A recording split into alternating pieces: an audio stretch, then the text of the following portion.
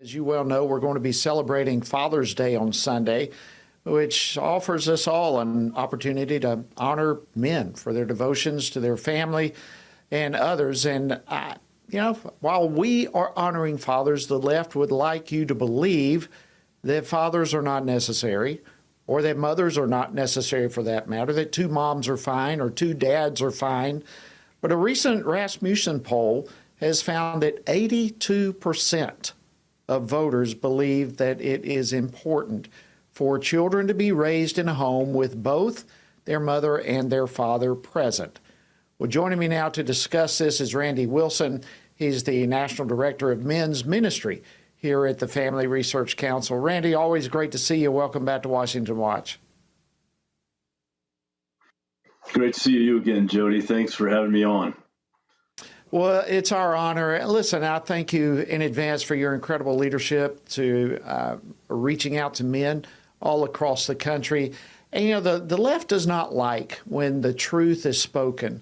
But I was very encouraged by the Rasmussen poll that really spoke the truth. The majority of Americans, a majority of voters by far, 82%, believe that it's incredibly important for children to have both parents in the home. Take a moment and tell us the impact of fathers in the home. Well, it's so important. I believe the father is the single most influential person to bring life and hope for generations to come. You look at the Word of God and you see God the Father and how He is present through time and with His people. And that is one of the single most important things that children need is the Father's presence.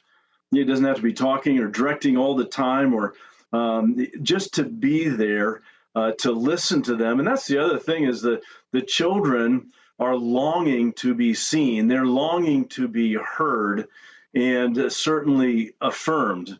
And fathers, we've got to speak those words of affirmation and encouragement to them on a constant basis all the time.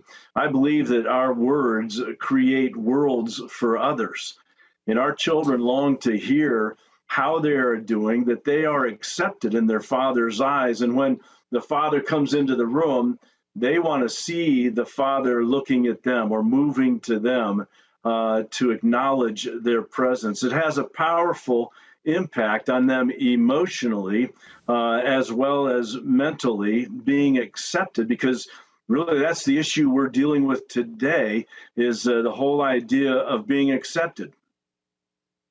Well, your role here at the Family Research Council, I put you on the tip of the spear really when it comes to ministering to men on a daily basis. What are you finding across the country regarding the importance of fathers? You just addressed that to some extent, but also just the reality of where are we as a nation as it relates to men taking the appropriate, proper, most effective role in the families.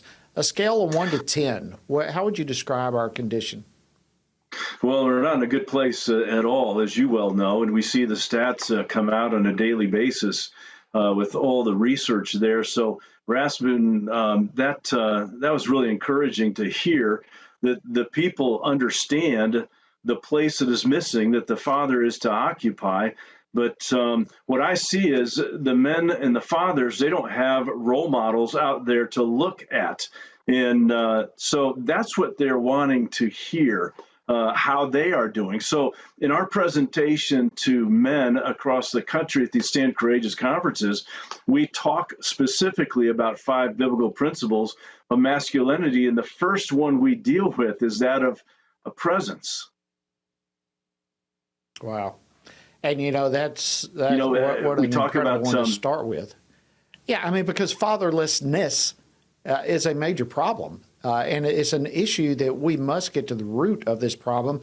How do we get to the root of the presence? I guess that's the name. Work to do is to be at the home whenever and as much as possible. I travel a lot during the time my children were growing up, but when I was home, I was home. I was with them. I was listening to them. I was looking at them in the eyes. And the men they don't really have, or they haven't had anyone that would teach them what it really means to be a father and how to interact with their children, and what the benefits are in being there with them. They think, well, I'm not getting any feedback, so I must not be doing a good job. They don't want to hear from me and those sorts of things. But that is so far from the truth. The children are desperate for us. And Jody, you've probably heard this story before, but there was a diary one found of a father who wrote about this day and said, went fishing with my son. Yeah, it really wasn't worth my time. But then they found the corresponding journal of the son who entered in that day, went fishing with my father, the greatest day in my life. That's the power that we fathers have in the presence of our children. That's a remarkable. I do remember that story. Randy, what would you attribute this fatherlessness to? I mean, we have a sexual revolution that's bombarded our country. We have no-fault divorce type stuff. I mean, there's a whole host of things. Where did we fall off the wagon when it comes, in your opinion, when it comes to embracing mom and dad both being in the family? Well, I think that fell a while ago, and I think how the narrative has been spoken on many different platforms across the country. The narrative is, as you mentioned in the opening, the dad is really not needed. The mom can get it done.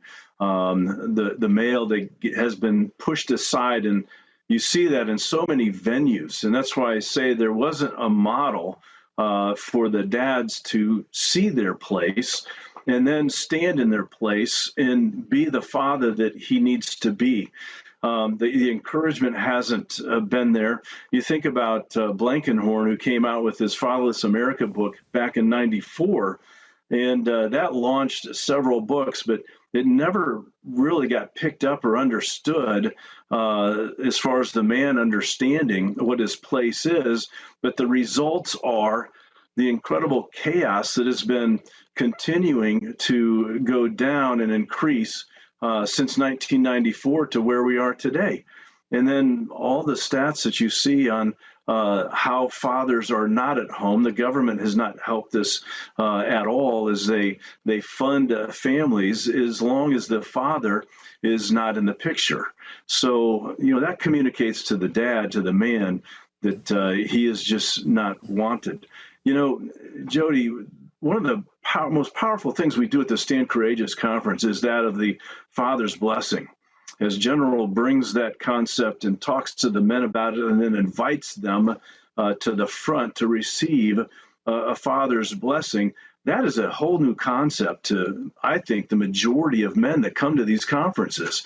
And to have a father figure actually come and put his hands on their shoulders or wherever and look in their eyes and tell them how important, how important they are, and give them affirmation as to their place and their role. You see the tears flow down from their eyes because Randy. it is so Got about powerful. 10 seconds. So we need dads to stand in their place. Certainly anyone can be a father, most anyone, but not anyone can be a dad. That takes a man. It takes leadership. Randy Wilson, thank you for your leadership. Thank you for coming on Washington Watch for us this evening. Thank you, Jody.